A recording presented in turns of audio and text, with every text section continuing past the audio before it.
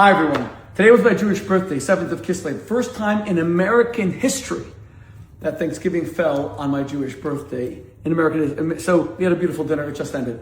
I want to share something with you. A good friend of mine wrote to me today and said, of all the things I'm thankful for, I'm so thankful for your friendship. But Shmuley, of late, I'm very upset that you're criticizing fellow Jews in public essays, in your Instagram posts. I want to deal with this for a second. The Torah says clearly, "Uviyarta haro mikrebecha." You must weed out corruption from within, from your midst. The Jewish community will never succeed in defeating anti-Semitism so long as we have people who betray the Jewish community from within the community. Now, there's two kinds of betrayals.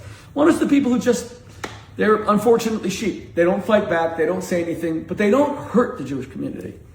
Then you have people who hurt the community just based on their opinions. You might call them traitors, you might call them misguided, but they're not taking compensation for a misguided view. They actually believe crap about Israel and they'll come out and say it. But the worst kind, the only ones I call out, are people who get compensated for hurting Jewish interests. So, and I want to respond specifically to a good friend of mine, she knows who she is.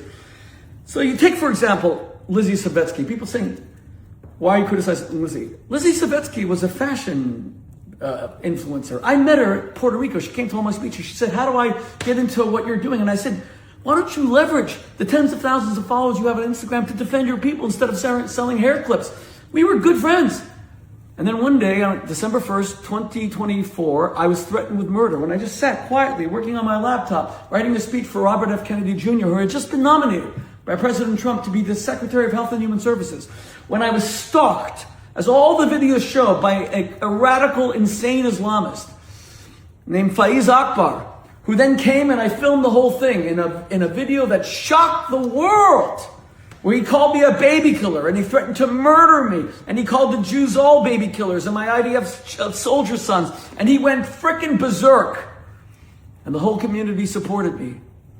We have to stop attacks like that on any Jew, let alone on Jews who are being attacked because they defend Israel or have children with IDF.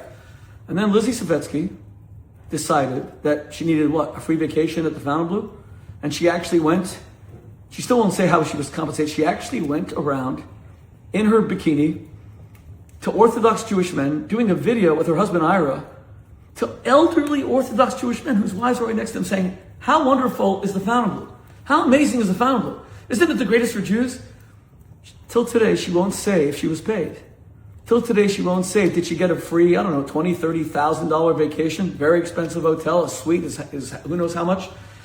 Now, if she got a $30,000, $40,000 vacation to sell out, a good friend of hers who trained her in Jewish advocacy, or just any Jew as a stranger who was attacked because he was a